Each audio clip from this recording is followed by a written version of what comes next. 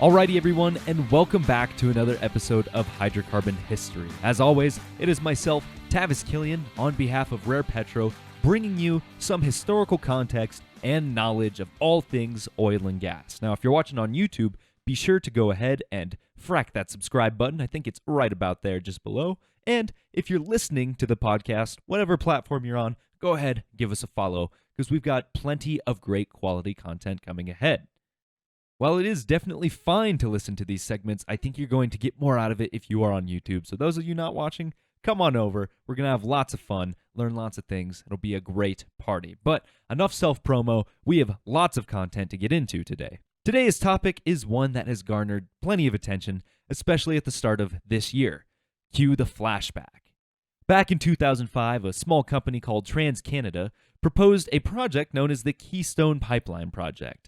It went well and connected parts of Canada with Midwestern states, and by 2016 completed one of the last expansions that extended it fully into Texas. At about that time, TransCanada Corporation, who is soon to be known as TC Energy, is mulling over another expansion idea known as Phase 4, or as you probably know it, the Keystone XL. You see, this new expanse would serve a more direct route from Canada to Montana, all the way to Steel City in Nebraska, where an existing hub of operations of the pipeline already existed. Expansion would result in a much larger amount of hydrocarbons to be transported, but some definitely viewed this as redundant or unnecessary in general. The project was highly controversial through its lifespan and actually stretched across 3 presidential campaigns.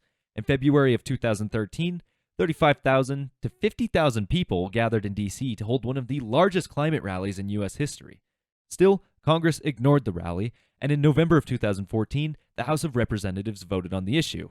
The project had officially made it through. January 2015, Obama vetoes the project. January 2017, Trump takes action to permit the operation of the pipeline.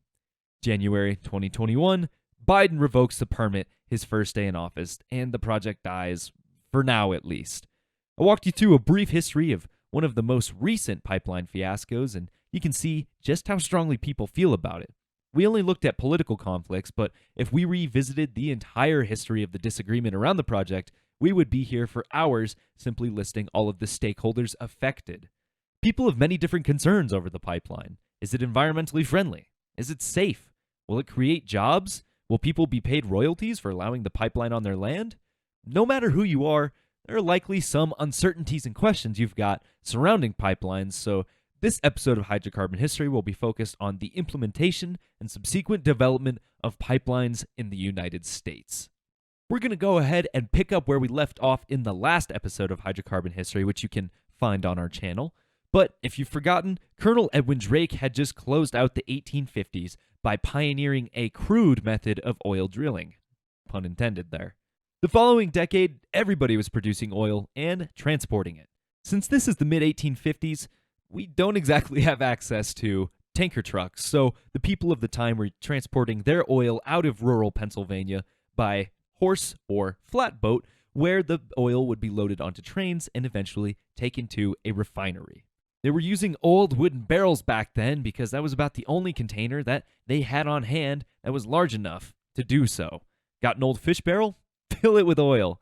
Got an old whiskey barrel?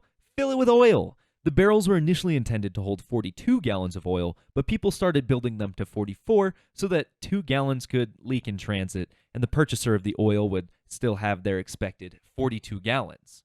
In case you hadn't noticed, environmental regulations were a little bit more relaxed back then. Eventually, so much oil was exiting the Oil Creek area that the road was backed up with teamsters taking the oil to the train terminal. These teamsters, or crews of men that would transport oil, had cornered the market on oil deliveries and would charge as much as $4 a barrel for delivery. This wasn't too bad a deal when oil was $12 a barrel in '64, but the lack of pipelines and other significant and dependable transportation methods meant that pricing was incredibly sensitive to supply and demand fundamentals. Charging $4 per barrel is a little bit unreasonable when oil is less than 10 cents a barrel and the barrel itself is $3. One man named Samuel Van Sickle grew tired of being taken advantage of by these teamsters. After the discovery of the Pit Hole oil field, teamsters pounced on the opportunity to make more money. The oil field was 5 miles from train stations in the middle of nowhere in the overgrown wilderness with absolutely no roads. The Teamsters saw this as an opportunity to charge even more than $4 a barrel and pocket a little bit of extra money. Well, Van Sickle got into the area, and unfortunately for the Teamsters, he refused to pay their ridiculous rates and decided that it could be done with pipelines. In 1865, he laid out 5 miles of 2-inch wrought iron pipe and 15-foot joints from the station to the field. According to a historian that lived shortly after him, the finished pipeline was tested at a pressure of 900 barrels per square inch and partially buried. Yeah, I don't quite get that one either.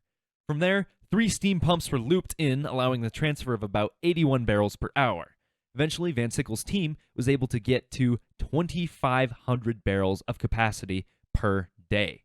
His next biggest problem was hiring enough bodyguards to fight off the Teamsters attempting to sabotage his wells in order to protect their profitable monopoly. Soon, more and more people began to imitate Van Sickle's now successful project.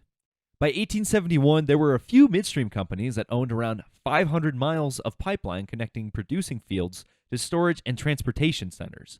Samuel Van Sickle was one of dozens to attempt to build a pipeline, but his successful method spread like wildfire until it eventually caught the attention of America's greatest oil baron, John D. Rockefeller. But even then, we've got to rewind it just a few more years. You see, Rockefeller came from very humble beginnings in life and the oil industry. He caught his first big break when he secured a deal with the king of transportation, Cornelius Vanderbilt. Vanderbilt would allow Rockefeller to transport his oil by train at discounted price as long as Rockefeller could fill all of his cars with oil. They agreed, but there was one little problem. Rockefeller didn't have the production capacity to fill much more than just half of Vanderbilt's trains. He worked hard to acquire more properties, refineries, and wells so that his business grew into what we know as Standard Oil. Once his influence reached more than just the Northwest, he made use of other railroads run by Vanderbilt's competitors in order to pit them against each other so that he could get the best deal for transporting his oil. Rockefeller had grown to the point of near monopolizing the oil industry, and railroads were not pleased with how Rockefeller had perceivingly used them. They responded by pulling all of their rebates and discounts that they initially afforded him that had gotten him to such a successful position. At this point, Rockefeller controls a very solid portion of the entire country's oil and refined products. That little price hike and those little rebates saved him a lot of money, so this change would have resulted in astronomical expenses to transport his oil. His solution? He didn't need the railroads. He's going to make his own network of pipelines. He already dominated the upstream and downstream sectors. Why not venture into midstream? He weighed his options and he decided it might be a better idea to take a huge financial risk, and he hired crews to lay 1.5 miles of pipe every day, establishing the groundwork of his pipeline system stretching from Ohio to Pennsylvania and West Virginia. Remember those other midstream companies I mentioned at the beginning of the podcast that altogether had, collectively, 500 miles of pipeline? Well, Rockefeller dwarfed them with this new 4,000-mile network connecting pipelines directly to factories. The railroad was now totally unnecessary in most crude and refined product transportation situations. Unfortunately for the men who ran the trains like Vanderbilt, crude actually was responsible for 40% of all railroad capacity, and removing that crude ended up triggering a bubble and subsequent burst, which was the groundwork for the Panic of 1873, or America's First Depression.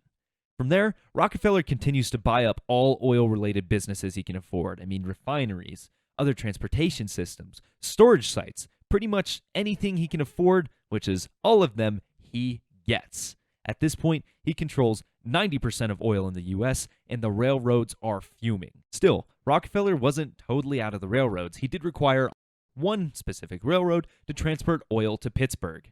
In order to prevent Rockefeller from taking everything, the owner of that railroad, Tom Scott, decides to build his own pipeline as a safety precaution. If he can transport crude himself, he can protect him and his business from Rockefeller's savage business tactics.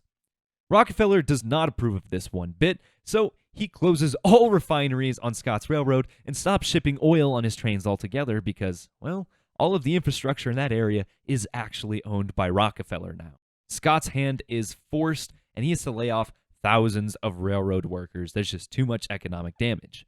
Those workers soon begin to riot, and they burn Tom Scott's train yard. The following morning, 39 buildings and 1,200 trains have been destroyed. This leaves Rockefeller controlling 98% of the world's kerosene and oil and left him worth $230 billion in today's money. From there, the American oil industry continues to evolve, eventually preventing monopolies like that of Rockefeller's Standard Oil, and by 1920, the API estimates there are 40,000 miles of pipeline in the country, alive and racing with oil. This pipeline network connects a lot of the U.S. to oil and gas that would otherwise have been regionally inaccessible. It was instrumental in war efforts and eventually established the groundwork that allowed us to be so successful in fracking in this country today. It's no secret, even today, that the rest of the world is incredibly envious of the United States' far-reaching and superior pipeline network. That establishes all the history and brings us to today. The U.S. pipeline network contains about 3 million miles of mainline and other pipelines that link natural gas production areas and storage facilities all the way to consumers.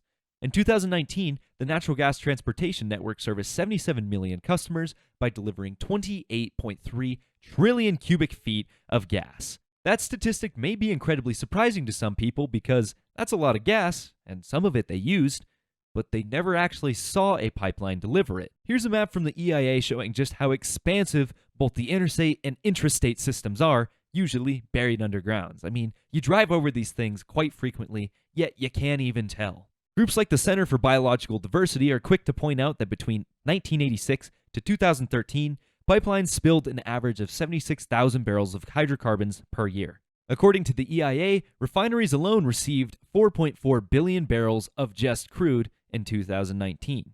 If you compare that 76,000 barrels of hydrocarbons to the 4.4 billion barrels of just crude, it is 0.0017% of the total.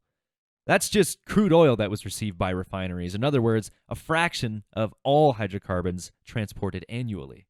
Now, I'm not arguing that 76,000 barrels is insignificant. We should be good stewards of our environment, but when compared to the sheer magnitude of everything transported and how it benefits us, it's statistically insignificant. Other arguments arise from the method of transportation, but even then, pipelines are usually not the worst of the worst. There's a Forbes article from 2018 that breaks down the hierarchy very well. What's the best transportation method when considering human death and property destruction? Well, truck is worse than train, which is worse than pipeline, which is worse than boat. Well, why don't we just use more boats to ship oil around the coast? Well, then let's consider the best transportation method for minimizing environmental impact. Boat is worse than pipeline, which is worse than truck, which is worse than rail, mainly because aquatic environments are so easily impacted, so results of a spill from a boat are going to be dramatic compared to that of a leaky pipeline. What if perhaps we looked at it from the amount of oil spilled per billion ton miles, or in other words, what's the most effective, most safe at transporting? Truck is worse than pipeline, which is worse than rail, which is worse than boat.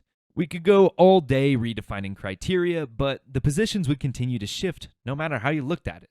Thankfully, pipeline technology continues to improve. 100% of natural gas in the United States is moved by pipeline, so that is why you and I can turn on the heat in the winter or use gas stoves should we have the luxury to afford those things. Pipelines have been easily vilified for over a century, and it's unlikely that the trend will stop anytime soon. If we just consider the sheer magnitude, the absolute massive volume of hydrocarbons that pipelines are moving on a day-to-day basis, the few accidents here and there are truly minimal. As technology continues to improve, we also get better methods of coping with leak detection. Sure, people are making use of control rooms to monitor pressure and volume, but did you know the industry also makes use of not only satellites, but drones to detect leaks even faster than they ever have? Our everyday life demands the use of hydrocarbons, and thankfully we've developed a network that allows us to deliver those wherever they are demanded, and in case we encounter a surplus, that same network can quickly mobilize it to the coasts, where it can be shipped to other countries to service their energy needs or stored for us to use later. To think that it was all the result of a man who is too cheap to pay a horse and buggy to cart his barrels is baffling. But that is all the time we've got. I hope you learned something from our history of pipeline use. The episode has already run long, so I gotta stop, but if you want to learn more, please check the description below for links taking you directly to where I sourced all of my information. If you enjoyed the video, please Comment about what aspects of the oil and gas industry's history you would like us to break down next. If you didn't like the video, well, tell me. Leave it in the comments below. I read through everything you leave, and yeah, there's been a few mean ones here and there, but so far, it seems that we're providing accurate information that is, a little slightly biased, but still educating people. Otherwise, you can find plenty of other content, news, podcasts, and periodicals throughout this YouTube channel, or you can go directly to rarepetro.com, where it has everything. Remember to frack that subscribe button, and while you're at it, drill through that like button if you learned something. Thanks again for tuning in, and until we see you next time, take care, everybody.